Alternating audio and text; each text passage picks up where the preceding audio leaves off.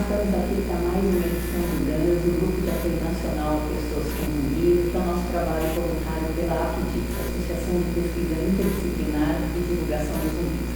O assunto de hoje é zumbido e superaudição. Você já ouviu falar nisso? Em pessoas que escutam bem demais, mas melhor do que a média, e às vezes acabam até se incomodando com sons que outras pessoas não se incomodam. Então, para falar mais sobre isso, a gente tem hoje a nossa convidada estrela mirim, que é a Vitória. Tudo bem, Vitória? Então tá bom, uma gracinha, né? Pura adolescente, aí aceitou o nosso convite com a aval da mãe, que está aqui na plateia também, e eu acho que ela foi mais corajosa do que muito adulto por aí.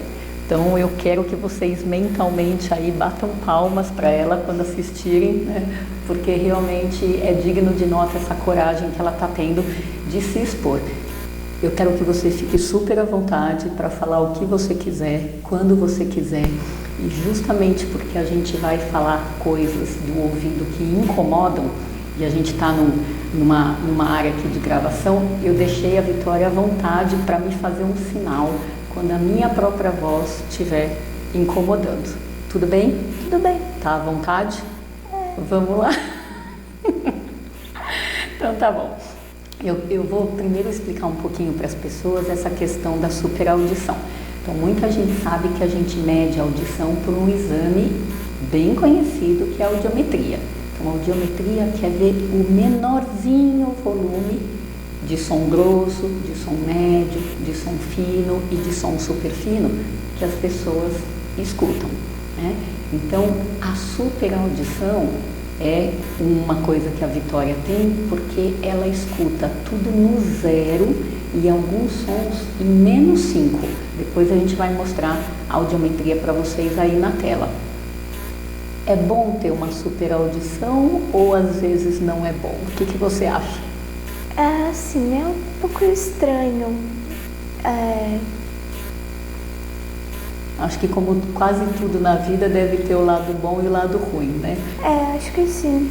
Se a gente pensar em pessoas que são acima da média, né? Se pensar, por exemplo, nos heróis, nos super-heróis das histórias em quadrinhos, se você for prestar atenção, cada um deles tem o seu ponto fraco, não é isso?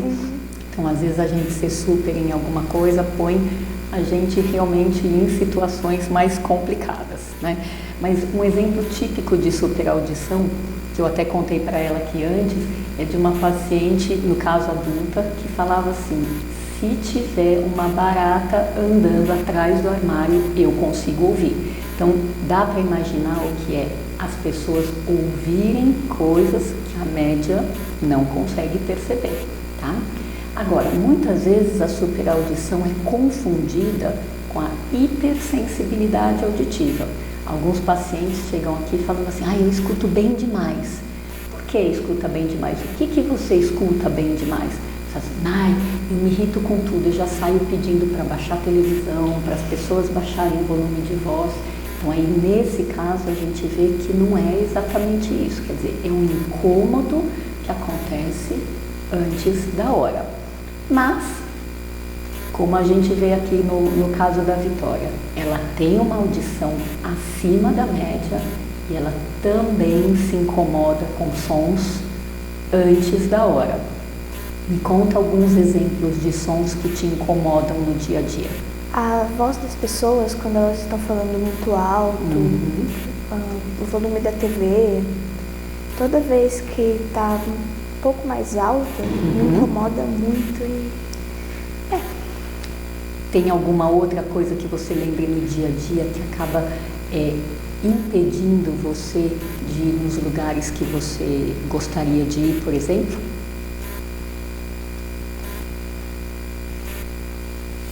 Por exemplo, se você quiser ir num restaurante, tem alguma coisa que te incomoda? Tem, mas eu acho que não é da hiperacusia, seria mais do outro problema, da misofonia. Fala um pouquinho desse outro problema, então. É que tem vários sons, assim, aleatórios, que me incomodam demais, que não sei, parece que eu entro em pânico quando eu escuto eles. E é horrível. É horrível mesmo, até porque a vida é cheia de sons, né? Eu sempre falo que é cheia de sons e cheia de luz. Então, a gente ser sensível com luz ou ser sensível com som realmente complica, né? E, por exemplo, em restaurante, que tipo de som que te incomoda? Bater no garfo, no prato. Os talheres, ok, imagina. As pessoas mastigando mesmo. Qualquer som de louça me incomoda demais. Ok. Então, essa parte que ela está explicando super bem aí é o que a gente chama de misofonia. Então, a gente não está falando de um volume alto dos sons, como no exemplo da televisão ou no exemplo das vozes das pessoas. A gente está falando, por exemplo, na mastigação. Então, um som que as pessoas normalmente fazem de boca fechada, às vezes não, né? Às vezes não. De boca aberta, né? Mas mesmo de boca aberta, se você for medir o volume de uma mastigação mal educada, vamos dizer assim, não é um volume que costuma agredir a maioria dos ouvidos, né? Então, esse é o exemplo típico da misofonia que nós temos visto que é um problema muito mais comum do que o que se imagina. Então, resumindo aqui, a hiperacusia, que é um incômodo com volume, se o volume baixa, a tolerância está ótima, e misofonia, que é um incômodo com a repetição dos sons. Não basta o volume abaixar, o som tem que deixar de existir. Por exemplo, se tiver alguém perto de você comendo algo, um salgadinho, antes de pensar na mastigação, o fato de colocar a mão no incomoda também. Incomoda antes, porque eu já fico um pouco receosa com o barulho, aí... Tá. E, por exemplo, algum som de nariz ou de limpar a garganta também são coisas que te incomodam? O nariz, quando alguém está fungando, me incomoda demais. Eu me desconcentro em tudo que está à minha volta e, assim, rouba minha atenção. Perfeito. E o que você acha que isso te causa na sua vida, dentro de casa, na escola ou em qualquer outro lugar que você tenha que ir? Eu acabei me privando muito de ir em alguns lugares, de falar assim com as pessoas por conta disso, porque eu sei que não é culpa delas, porque é normal as pessoas fazerem esse tipo de barulho, mas não dá pra me controlar, digamos assim. E o que você sente quando você ouve algum barulho? Como é que você reage com isso? Eu fico muito irritada, parece que eu entro em pânico quase. Eu fico desesperada para que aquele barulho pare, porque não dá. E você acha que o maior problema que acontece é o barulho roubar a sua atenção do que você quer fazer? É isso? Não, é porque o barulho me irrita mesmo. É a irritabilidade. Tá. E como é que as pessoas mais próximas de você, seja os amigos, os familiares, encaram isso? Como que é fácil, todo mundo conhece esse problema? Como que você tem essa vivência no dia a dia? Assim, de um tempo pra cá, quando eu descobri que era misofonia, eu acabei falando para alguns amigos e para os meus familiares que já sabiam. E depois que viu que era um problema assim, real, que não era frescura nem nada, ficou bem mais fácil. Isso você tocou num ponto importante. Eu acho que tanto a hiperacusia como a misofonia, elas são muito desconhecidas. E como as pessoas têm incômodo com coisas que a maioria não tem, elas normalmente acabam sendo meio que marginalizadas, né? Ou fresquinhas, ou ranzinzas, ou rabugentas, né? E na verdade isso tem nome, né? E isso incomoda de verdade. Então acho que assim como você ficar sabendo que isso tem nome te acalmou, no sentido de você se identificar, você falar hoje com as pessoas, né, que depois vão ver essa gravação, provavelmente vai fazer muitas outras pessoas se identificarem também. Então, por isso que eu acho muito importante, estou valorizando muito a sua participação. Uma vez eu atendi um menino também, ele era adolescente, e a mãe dele falava assim: a gente não consegue sair, Porque, por exemplo, vai em coisa que criança gosta, que é lanchonete, assim que começa o barulho da chapa a fritar o hambúrguer ou a batata frita, alguma coisa assim, ele colocava a mão nos dois ouvidos, tampava para não ouvir e ele levantava e queria ir embora. Então era assim, não conseguia terminar uma refeição, né, num ambiente social. Então foi um caso que me chamou bastante atenção também. E como é que você usa o seu tempo livre? Quando você não tem nada para estudar, o que você gosta de fazer? Normal, eu acho, ficar na internet. Uhum. Às vezes eu leio livro. Uhum. Tá me parecendo que você procura coisas mais silenciosas, é isso? Ou Televisão não? também. Televisão também. A televisão, se tiver num volume tranquilo, não te incomoda. Tá. E quando você tem que estudar para uma prova, tem alguma estratégia que você faz? Ó, eu vou no meu quarto, me tranco, fecho tudo, ou você vai para casa de outra pessoa, como você faz? Eu geralmente me tranco no quarto e fico lá. Uhum. E é fácil estudar dessa maneira ou mesmo trancada, sua atenção é roubada por alguma outra coisa? Se não tiver nenhum barulho que roube minha atenção, se tiver silêncio total, fica fácil. Uhum. E eu só não consigo estudar se for um barulho da misofonia ou da misofonia só. Ok. E na sua casa tem muito barulho de misofonia que você precisa ficar fugindo? Até que não, é só quando minha mãe tá, não sei, lavando a louça ou cozinhando, que aí faz barulho. Ok. E a gente está no grupo de apoio sobre zumbido, né? E a gente sabe que você tem também um pouco de zumbido. Como que ele é? É baixo, assim, não me incomoda muito. Assim, se for ver os problemas, ele é o menor. E nunca me incomodou até que eu nem sabia que eu tinha zumbido, até eu vir fazer o teste aqui. Ok. Tá. E você percebe nos dois ouvidos ou num só? Não, é só no ouvido esquerdo. No esquerdo. E quando que você se dá conta que ele está presente? Assim, eu me dava conta quando eu ia dormir, que tava silêncio. Aí às vezes ficava aquele negócio irritante. Aí ficava um pouquinho difícil de dormir, às vezes quando eu tava silêncio demais. Tá, então de qualquer jeito você está dizendo que entre a questão do zumbido, da hiperacusia, que é o incômodo com volume, e da misofonia, ele é o menor dos problemas. Qual que é o maior dos problemas? Misofonia. A misofonia. Ok. Bom, o que eu acho que vale a pena a gente falar também é como as pessoas se confundem, né? E realmente não é tão fácil.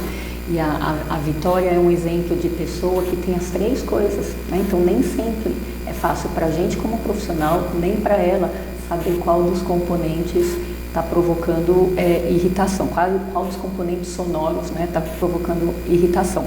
Então é uma coisa que esse diagnóstico depende de uma anamnese, né, uma entrevista detalhada, depende dos exames complementares, porque a gente testa a audição como nós falamos, e a gente precisa testar também o limite do incômodo com sons.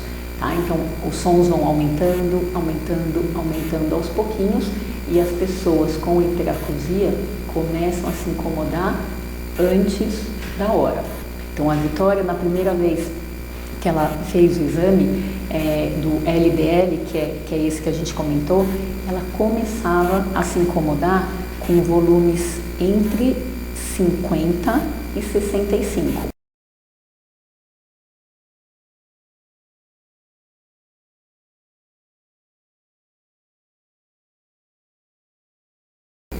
Então, ela participou de um projeto de tratamento, de uma pesquisa, e um mês depois, esse volume mínimo chegou a 80, a 90, né? E no segundo mês de tratamento, ela continuou se incomodando com alguns sons com 80, mas ela alcançou outros no 95, que é a normalização do incômodo com sons.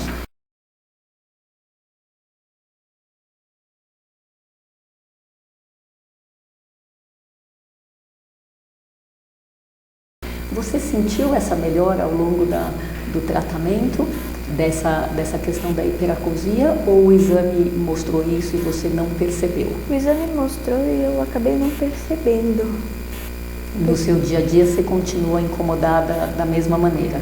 Não, é porque era difícil antes mesmo eu me incomodar, era só com a pessoa falando muito alto, ou a TV ligada muito alto mesmo. Entendi. E só parou de incomodar tanto assim.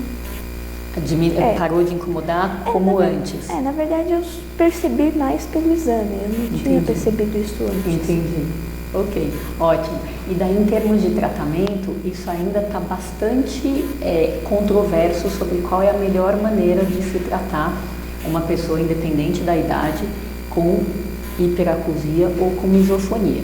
Então, nós fizemos uma pesquisa usando alguns medicamentos, e aqui, de propósito, a gente não pode citar o nome para evitar a automedicação, e fizemos também uma pesquisa com baixa dose de estimulação sonora, sem ter a pretensão de mascarar zumbido nem nada, mas sim de fazer uma estimulação bem suave dos ouvidos, como se a gente quisesse regular esse botão de volume, né? Então, algumas pessoas participaram da pesquisa, a Vitória foi uma delas, né? E existem outras formas que estão aí em desenvolvimento para que mais pessoas possam aproveitar. E a última coisa que eu vou citar aqui para vocês é uma ideia já não nova, né, mas que mais países estão aderindo, que é um movimento de tentar baixar o volume do mundo. Então, para que as pessoas tomem consciência do quanto a gente está exposta a sons muito mais altos, desnecessariamente, né? Então, conscientizar para fazer políticas públicas de redução de volume em vários ambientes sociais, onde as pessoas que têm incômodo com sons acabam sofrendo quando vão, ou até evitando comparecer por causa do seu desconforto. Então, a gente torce para que isso dê certo aí cada vez mais, para que as pessoas sensíveis com uma super audição ou hipersensibilidade auditiva possam de fato ter uma vida familiar, social, profissional e educacional absolutamente normal. Então, Vitória, eu quero te agradecer muito. Você sabe que eu já era sua fã, virei fã de carteirinha com essa questão de você vir aqui, se dispor a ajudar as pessoas e ter sido assim tão natural. Super, super, super obrigada mesmo de você ter vindo, tá bom? Foi um prazer. Um beijinho. Obrigada, gente. Até a próxima. Tchau, tchau.